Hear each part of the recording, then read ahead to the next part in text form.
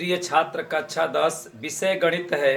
NCERT प्रकाशन की जो गणित की किताब है उसमें अभ्यास नंबर 3 जिसका नाम है दो चर वाले रैखिक समीकरण युग्म, ठीक है। उसमें प्रश्नावली जो है 3.4 है, जिसमें कुल 2 प्रश्न दिया था, जिसमें पहले प्रश्न के सभी प्रश्नों को हम हल कर चुके हैं। अब प्रश्न संख्या 2 में भी 5 प्रश्न दिया है, जिसमें का मैं पहला प्रश्न बना रहा हूं, ठीक है। तो सबसे पहले हम लोग प्रश्न को पढ़ेंगे और प्रश्न को समझने के बाद प्रश्न को क्या करेंगे, हल करेंगे। लेकिन अगर इसी प्रश्नावली के हर प्रश्नों को यदि क्रमवार आप पढ़े होंगे तो ऐसा प्रश्न आपको पीछे आया है, ठीक है। तो अब देखिए मैं क्या कर रहा हूं, ये पाठ संख्या 42 है और प्रश्न संख्या 2 है। तो 2 में यह पहला है। तो दूसरा में जानते हैं क्या कहा है, उसका कथन यह है कि कुछ समस्याएं लिखी गई है। जैसे प्रश्न नंबर 2 में इस प्रश्न को लिखने से पहले भी कुछ लिखा है। उसका कहने का मतलब है कि ये समस्याएं दी गई है और इसका युग्म बनाइए, और वो कह दिया है भाई कि आप इसको विलोपन विधि से हल करिए। बहुत आपने प्रतिस्थापन पढ़ा, ठीक है। अब नंबर आया है विलोपन का, और कुछ समय के बाद नंबर आ जाएगा वज्र का, ठीक है। शुरू में पहले ग्राफी विधि आप पढ़े, उसके बाद प्रतिस्थापन कुछ आया, अब विलोपन का नंबर आया है, उसके बाद आ जाएगा वज्र गुणनखंड विधि का, और उसके बाद आप फ्री हो जाएंगे। जिस विधि से मन करे उस विधि से बनाइए। लेकिन अगर प्रश्न में कह दिया है कि इस विधि से बनाइए, विलोपन से बनाइए, प्रतिस्थापन से बनाइए, वज्र से बनाइए, ग्राफ खींचिए, तो आप वही काम करेंगे, ठीक है। और वैसे उत्तर तो सभी विधि से एक ही आएगा, लेकिन जैसे प्रश्न कहा है वैसे बनाएंगे। देखिए प्रश्न संख्या 2 में पहला, प्रश्न संख्या 2 में 5 प्रश्न दिया है, इसमें का यह पहला है और उसके बाद 4 अभी और बाकी रहेंगे। कुल मिलाकर के इस प्रश्नावली में 10 प्रश्नों का अध्ययन करना है। तो देखिए, यदि हम अंश में 1 जोड़ दें, भिन्न का सवाल है, ठीक है, भिन्न का सवाल है। तो देखिए क्या कह रहा है कि अंश में 1 जोड़ दें और हर में 1 घटा दें तो भिन्न 1 में बदल जाती है। अभी पीछे पढ़े हैं कि भिन्न 1 हो जाता है, उसी को कह रहा है कि 1 में बदल जाता है। फिर क्या कह रहा है, तो देखिए यहां से यहां तक एक समीकरण का एक बनेगा, एक समीकरण बन जाएगा। आप यहां से 2 चर वाला एक रैखिक समीकरण बन जाएगा। और यदि हर में 1 जोड़ दे, देखिए यहां गौर करिएगा, यहां पर कह रहा है कि अंश में 1 जोड़ दें, हर में 1 घटा दें, प्रथम शर्त में कह रहा है, तो कह रहा है कि 1 में बदल जाता है। लेकिन दूसरे में इसका कथन यह है, ठीक है, दूसरे में इसका कथन यह है कि हर में 1 जोड़ दे, हर में सिर्फ 1 जोड़िए, नीचे जोड़िए 1, तो वह 1/2 हो जाता है। वह भिन्न क्या है, तो हमें तो भिन्न पता नहीं है। तो जो चीज हमें पता नहीं होता है उसको हम मानते हैं। तो न हमें अंश ही पता है और न हमें हर ही पता है। तो सबसे पहले हम अंश और हर को मान करके भिन्न बनाएंगे। इसमें पहले शुरू में समझ लीजिए सवाल में क्या क्या होगा। अगर इस सिस्टम को फॉलो किए तो आपका सवाल हल हो जाएगा। पहले अंश मानेंगे, उसके बाद हर मानेंगे, भिन्न बनाएंगे और 2 शर्तें बनाएंगे। प्रथम शर्त में भी भिन्न को लिखेंगे, द्वितीय शर्त में भी भिन्न को लिखेंगे। उसके बाद 2 चर वाला 2 रैखिक समीकरण बनेगा और उसे विलोपन विधि से आप हल कर देंगे तो एक सवाई का मान निकल जाएगा। और एक वाला अंश माने हैं तो ऊपर लिख दीजिए, हर वाला नीचे, उसके बाद भिन्न बन जाएगा। तो चलिए देखिए हमने माना भिन्न का अंश बराबर x, अंश को मैंने मान दिया x और भिन्न का हर मान दिया y। तो भिन्न को लिखा जाता है अंश बटा में हर, हर नीचे रहता है और अंश ऊपर रहता है। आप ट्रैक्टर में भी हर को देखे होंगे नीचे ही रहता है, इसलिए आप कभी भूल करके हर को नीचे नहीं लिखेंगे, ठीक है। और आपने अंश को माना है x, मैंने x लिख दिया, हर को माना y तो y लिख दिया। अब सवाल को पढ़ेंगे और सवाल हमारा बन जाएगा, ठीक है। जितना भिन्न का सवाल आएगा लगभग इसमें इन सभी रूल को आप फॉलो करेंगे, ठीक है। तो देखिए मैं बना रहा हूं, यहां पर ध्यान से देखिएगा। तो प्रथम शर्त में सबसे पहले मैं भिन्न को लिख दिया x बटा में y। अब सवाल को पढ़ेंगे, यदि हम अंश में 1 जोड़ दें, बताइए अंश ऊपर वाला है ना, तो +1 जोड़ दीजिए। कह रहा है दे तथा हर में 1 घटा दे। जैसे वो कह रहा है हर नीचे होता है -1, तो कह रहा है कि भिन्न का तो भिन्न 1 हो जाता है, यहां पर लिख दीजिए 1, ठीक है। अब देखिए कि यहां से समीकरण बन जाएगा। अंश में जोड़ने के लिए कहा, मैंने जोड़ दिया और हर में घटाने के लिए कहा, मैंने घटा दिया, कोई दिक्कत नहीं। अभी गुना का होता गुणा कर देते, इसके नीचे 1 लिखिए, भाई तिर्यक गुणा कर दीजिए, ठीक है, तिर्यक गुणा करिए। तो इस 1 का इसमें गुणा करेंगे तो यही बात आएगा। तो ऐसे हो जाएगा x + 1 बराबर, इस 1 का इसके साथ गुणा करिए, y - 1। एक छोटा बच्चा भी इसको समझ सकता है। कब? जब आप ध्यान से मेरे एक एक पार्टों को देखेंगे तब। या चर को एक और कर दीजिए, ठीक है, चर को एक और।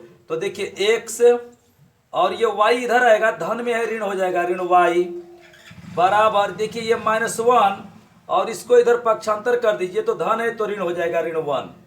अब देखिए x - y बराबर ऋण 1 का ऋण 1, ऋण 2 हो जाएगा। इसको मैं लिख दे रहा हूं समीकरण नंबर 1।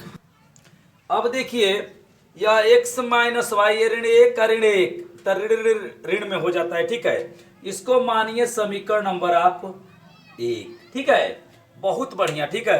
अब हम बनाएंगे द्वितीय शर्त, ठीक है। द्वितीय शर्त मैं यहां लिख देता हूं, द्वितीय शर्त। ऐसी ही आप परीक्षा में जाकर के एक एक बातों को अच्छे से समझा करके लिखिए, ताकि आपको समझ में आए कि नहीं तो आप बना रहे हैं, ठीक है।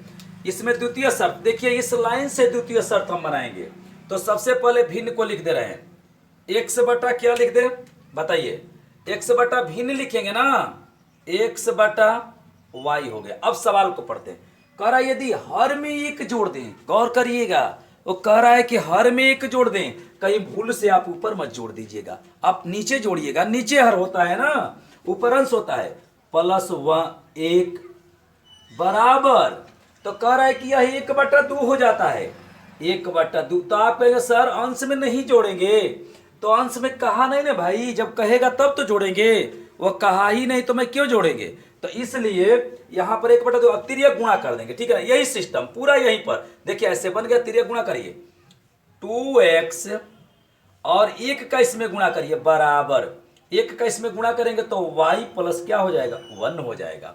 अब चर को एक और करिए, चर को एक और, तो इसको इधर करिए, 2x यह हो जाएगा -y बराबर 1। यह आपका बन गया समीकरण नंबर 2, ठीक है। अब क्या करेंगे, अब हम देखिए कुछ नहीं करेंगे, समीकरण 1 को और समीकरण 2 को हल कर देंगे। क्या करेंगे, समीकरण 1 समीकरण 2। देखिए यहां मैंने लिख दिया समीकरण 1 तथा समीकरण 2 को हल करने पर, तो ये है, तो यहां पर लिख दे रहा हूं x - y बराबर -2, ठीक है। और ये देखिए 2x माइनस y बराबर 1, ठीक है। ये है समीकरण नंबर 1, ठीक है। ये समीकरण नंबर क्या है, तो 1 है, कुछ किए नहीं है, जानते हैं क्या किए हैं, इसी दोनों को मैंने यहां पर उतार दिया है। अब देखिए इसको हल करना है विलोपन विधि से। किस विधि से हल करना है, विलोपन से। और पहला प्रश्न के 5 वीडियो आप देखे होते तो ना तो आपको विलोपन में दिक्कत होता, नहीं प्रतिस्थापन में। गलती आपकी है, और गलती आप कहते हैं सर सवाल समझ में नहीं आता है। अगर सिस्टम तरीका सही रहेगा तो समझ में आएगा। चलिए हम विलोपन से ही हल करेंगे, क्योंकि विलोपन से ही कहा है 5 को हल करने के लिए। तो देखिए विलोपन में यह तरीका है, पहले यहां पर देखिए चर वाला x वाला, देखिए ये बराबर है, नहीं बराबर है, यहां पर 2 है, यहां पर 1 है। अगर ये बराबर होता तो यहां पर 2x है तो यहां पर भी 2x होता, या यहां पर 1x है तो यहां पर भी 1x होता। तो ये तो बराबर है नहीं, तो पहले हम यह देख लें कि कोई बराबर है कि नहीं है। अगर बराबर नहीं होगा तब तो हम बराबर करेंगे, लेकिन अगर बराबर होगा तो हल करेंगे। अब देखिए y वाला को क्या, देखिए बहुत बढ़िया मिल गया, देखिए ये बराबर है, इस y के आगे 1 है, चिन्ह को नहीं ख्याल करेंगे इस समय पर, और इस y के आगे 1 है। तो जब हमें बराबर मिल गया तो बराबर करने की आवश्यकता है नहीं, तो जो बराबर है y वाला बराबर है, ठीक है, तो इसको बराबर नहीं करेंगे, ठीक है। अब हल करिए, y वाला 1 ही बराबर चाहिए, कटा देना है आपको, ठीक है। तो बताइए जो बराबर है उसका चिन्ह देखिए समान है, यहां पर ऋण है, यहां पर ऋण है, तो चिन्ह समान है। तो जब चिन्ह समान हो तो घटाने पर, और चिन्ह विपरीत रहता तो जोड़ने पर, तो यहां घटाने पर लिखेंगे, ठीक है। और जैसे ही घटाने की प्रक्रिया करेंगे हम चिन्ह को क्या कर देंगे, बदल देंगे नीचे वाले लाइन का। इसके आगे बताइए क्या है, माइनस है कि प्लस है, प्लस है, कुछ नहीं तो प्लस है तो माइनस, और ये माइनस है तो प्लस, यहां पर क्या लिखेंगे, माइनस। अब देखिए, ये देखिए ऋण में y, ये धन में y, ये आपस में क्या हो गया, तो कट गया। x में से ऋण 2x निकल जाएगा तो माइनस में x बचेगा बराबर ऋण 2 और ऋण 1, तो ऋण भाई 3 हो जाएगा ना। ऋण में ऋण जुटेगा तो ऋण होगा, और इस ऋण से इस ऋण को कटा दीजिए। बताइए x बराबर क्या आ गया, 3 आ गया। बताइए जो भिन्न है उसका अंश भाई क्या है, 3 है। अब हम हर का पता करेंगे तो लिखेंगे x बराबर 3 समीकरण। अब आप ही से तो मैं पूछ रहा हूं, आप ही से पूछ रहा हूं, समीकरण बताइए 1 में रखें कि 2 में रखें, तो मैं रख दे रहा हूं 1 में, ठीक है। चलिए 1 में रखने पर, ठीक है, किस में रख रहे हैं भाई, 1 में, तो 1 को 1 में रख रहे हैं तो 1 को उतार दीजिए, यहां पर लिखिए 1 को। अगर 2 में लिखते तो 2 में अगर रखते तो 2 को उतार देते, तो 1 को मैं उतार दे रहा हूं, x माइनस वाई बराबर -2, ठीक है। अब जहां ये x है वहीं पर ये 3 को रख दीजिए, ठीक है। 3 माइनस वाई बराबर -2, ठीक है। अब देखिए ऋण y बराबर -2, और इस 3 को उधर कर दीजिए, धन इधर जाएगा तो ऋण हो जाएगा, तो ऋण 3, तो माइनस वाई बराबर क्या हो जाएगा, तो ऋण 2 और ऋण 3 ऋण 5, और ये ऋण ऋण कट गया, y बराबर हो गया 5।